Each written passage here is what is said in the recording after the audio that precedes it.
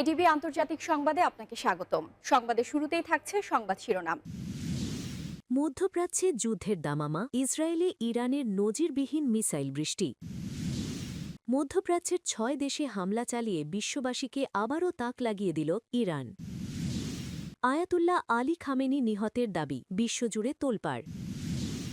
ইরানে ইসরায়েল ও যুক্তরাষ্ট্রের হামলায় শিশু শিক্ষার্থী নিহত বেড়ে ৫১। ইরানে ইসরায়েল ও মার্কিন হামলার নিন্দার ঝড়। ইরানিদের স্বাধীনতা চাই, হামলা প্রসঙ্গে বললেন ট্রাম্প। এতক্ষণ শুনছিলেন সংবাদ শিরোনাম, এখন জানাবো বিস্তারিত। মধ্যপ্রাচ্যে যুদ্ধের দামামা, ইসরায়েলে ইরানের নজিরবিহীন মিসাইল বৃষ্টি। নমস্কার, সংবাদ সারাদিনে আপনাদের স্বাগত। আমি আপনার নাম। এই মুহূর্তের সবথেকে বড় খবর, মধ্যপ্রাচ্যের পরিস্থিতি এখন অগ্নিগর্ভ। ইরানি ভূখণ্ডে হামলার পাল্টা জবাব দিতে ইসরায়েলকে লক্ষ্য করে কয়েকশো ব্যালিস্টিক মিসাইল ছুড়েছে তেহরান। তেল আবিব সহ ইসরায়েলের আকাশ এখন আগুনের গোলকায় ছেয়ে গেছে। দীর্ঘদিনের ছায়াযুদ্ধ এখন সরাসরি সংঘাতে রূপ নিয়েছে। ইরানের দাবি, সম্প্রতি সিরিয়ায় তাদের দূতাবাসে হামলা এবং হামাস ও হিজবুল্লার শীর্ষ নেতাদের হত্যাকাণ্ডের প্রতিশোধ নিতেই এই অপারেশন ট্রু প্রমিস। গত রাত থেকেই ইরানের বিভিন্ন ঘাঁটি থেকে ঝাঁকে ঝাঁকে মিসাইল ইসরায়েলের দিকে ধেয়ে আসতে থাকে। হামলার পর পুরো ইসরায়েল জুড়ে সতর্কতামূলক সাইরেন বাজানো হয়। স্থানীয় মানুষজন দ্রুত ভূগর্ভস্থ বাংকারে আশ্রয় নেন। ইসরায়েলি প্রতিরক্ষা বাহিনী বা আইডিএফ জানিয়েছে, তাদের আয়রন ডোম এবং অ্যারো ডিফেন্স সিস্টেম অধিকাংশ মিসাইল রুখে দেওয়ার চেষ্টা করছে। তবে বেশ কিছু মিসাইল তেল আবিব এবং নেগেভ মরুভূমির সামরিক ঘাঁটির আশেপাশে আঘাত হেনেছে বলে খবর পাওয়া যাচ্ছে। ইরানের বিপ্লবী গার্ড বাহিনী বা আইআরজিসি একটি বিবৃতিতে জানিয়েছে, ইসরায়েল যদি পাল্টা হামলার চেষ্টা করে তবে পরবর্তী আঘাত হবে আরও ভয়াবহ এবং ধ্বংসাত্মক। তারা স্পষ্ট করে দিয়েছে, এটি তাদের সার্বভৌমত্ব রক্ষার একটি সীমিত পদক্ষেপ মাত্র। এদিকে এই ঘটনায় গভীর উদ্বেগ প্রকাশ করেছে জাতিসংঘ ও বিশ্ব নেতারা। মার্কিন যুক্তরাষ্ট্র এই পরিস্থিতিতে ইসরায়েলের পাশে থাকার অঙ্গীকার করেছে। অন্যদিকে গাজা ও লেবানন সীমান্তেও উত্তেজনা কয়েক গুণ বেড়ে গেছে। বিশেষজ্ঞরা মনে করছেন, এটি পূর্ণাঙ্গ আঞ্চলিক যুদ্ধের দিকে মোড় নিতে পারে। ইসরায়েল এই হামলার কী জবাব দেয়, এখন সেদিকেই তাকিয়ে আছে পুরো বিশ্ব। মধ্যপ্রাচ্যের ৬ দেশে হামলা চালিয়ে বিশ্ববাসীকে আবারও তাক লাগিয়ে দিল ইরান।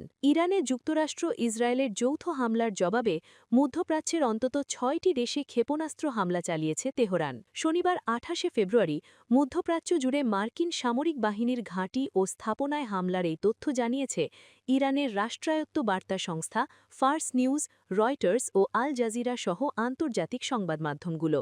ফার্স নিউজ বলছে, মধ্যপ্রাচ্যের যুক্তরাষ্ট্রের বৃহত্তম মার্কিন ঘাঁটি কাদারের আল উদেইদ বিমান ঘাঁটিতে ক্ষেপণাস্ত্র হামলা চালিয়েছে ইরানের সশস্ত্র বাহিনী। এছাড়া মধ্যপ্রাচ্যের আরেক দেশ কুয়েতের আল সালেম বিমান ঘাঁটিতে ক্ষেপণাস্ত্র হামলা এসেছে ইরানের কাছ থেকে। এদিকে কাতার ভিত্তিক সংবাদ মাধ্যম আল জাজিরা জানিয়েছে, আমিরাতের আবু ধাবিতে ইরানের ক্ষেপণাস্ত্র হামলায় একজন নিহত হয়েছেন। পাশাপাশি বাহরাইনে মার্কিন সামরিক বাহিনীর ৫ম নৌবহরের সদর দপ্তরে ক্ষেপণাস্ত্র হামলা চালিয়েছে ইরান। একই সঙ্গে সৌদি আরবের রাজধানী রিয়াদেও বিকট বিস্ফোরণ ঘটেছে। মধ্যপ্রাচ্যের এ দেশগুলিতে একযোগে বিস্ফোরণের এসব ঘটনায় পুরো অঞ্চলে যুদ্ধ আতঙ্ক ছড়িয়ে পড়েছে। আয়াতুল্লাহ আলী খামেনি নিহতের দাবি। ইরানের সর্বোচ্চ নেতা আয়াতুল্লাহ আলী খামেনি নিহত হয়েছেন, এমন দাবি করেছে ইসরায়েলের সংবাদ মাধ্যম। যদিও কোনো পক্ষেরই আনুষ্ঠানিক নিশ্চিতকরণ নেই।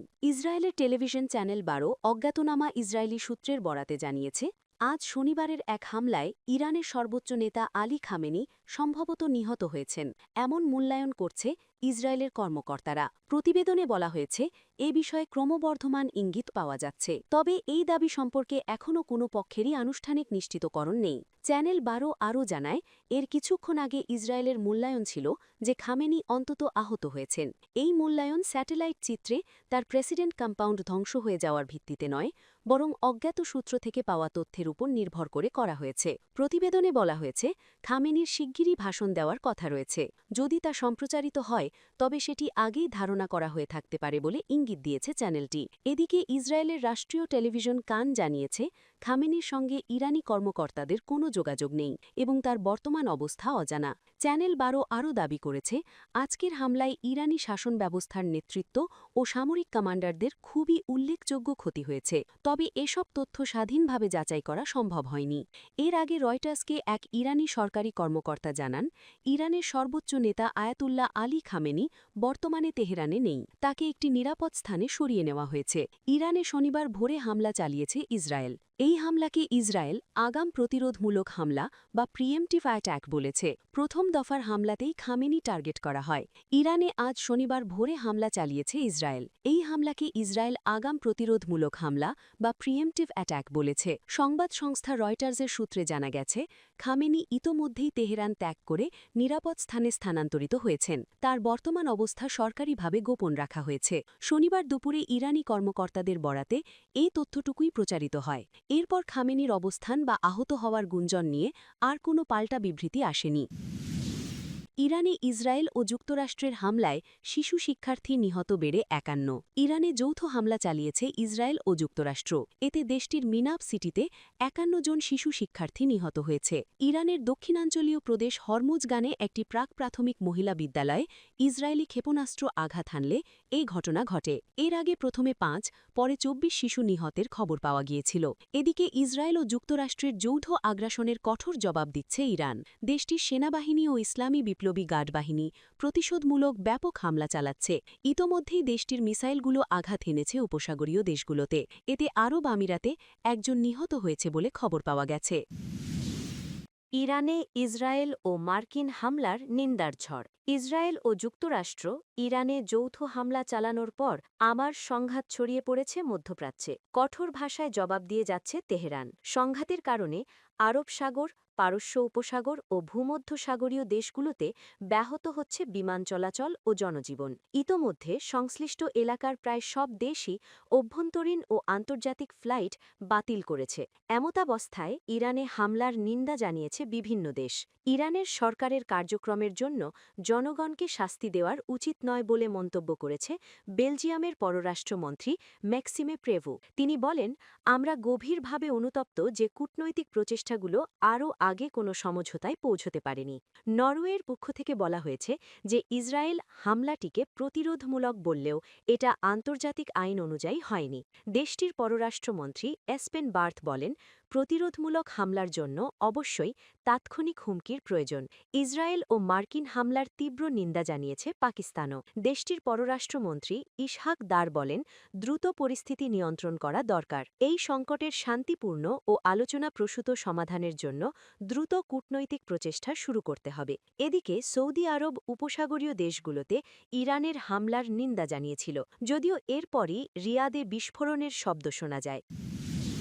ইরানিদের স্বাধীনতা চাই, হামলা প্রসঙ্গে বললেন ট্রাম্প। ইরানে যুক্তরাষ্ট্র ও ইসরায়েলের যৌথ হামলার পর মার্কিন প্রেসিডেন্ট ডোনাল্ড ট্রাম্প বলেছেন, তিনি ইরানের জনগণের জন্য স্বাধীনতা চান। ওয়াশিংটন পোস্টকে দেওয়া সাক্ষাৎকারে তিনি বলেন, আমি শুধু ইরানি জনগণের স্বাধীনতা চাই। একই সঙ্গে তিনি বলেন, তিনি একটি নিরাপদ দেশ দেখতে চান এবং সেটিই হবে। এর আগে ট্রাম্প বলেছিলেন, এই যৌথ হামলার লক্ষ্য হল ইরানি শাসকদের পক্ষ থেকে আসন্ন হুমকি নির্মূল করা। অন্যদিকে ইসরায়েলের প্রধানমন্ত্রী বেনিয়ামিন নেতানিয়াহু দাবি করেন, হামলার উদ্দেশ্য ছিল বিদ্যমান হুমকি দূর করা। তিনি আরও বলেন, এই পদক্ষেপ বাহাদুরি ইরানিদের নিজেদের ভাগ্য গড়ার সুযোগ তৈরি করবে। নেতানিয়াহু ট্রাম্পের ঐতিহাসিক নেতৃত্বের প্রশংসাও করেন। শনিবার সকালে তেহরান সহ বিভিন্ন স্থানে হামলা চালানো হয়। এর মধ্য দিয়ে মধ্যপ্রাচ্যে নতুন করে যুদ্ধের সূচনা হয়েছে বলে ধারণা করা হচ্ছে। তবে হামলার আগে ইরান চলতি মাসে যুক্তরাষ্ট্রের সঙ্গে ৩ দফা বৈঠক করেছে। আগামী সপ্তাহে আবার আলোচনায় বসার কথা ছিল। সেই আলোচনার আগেই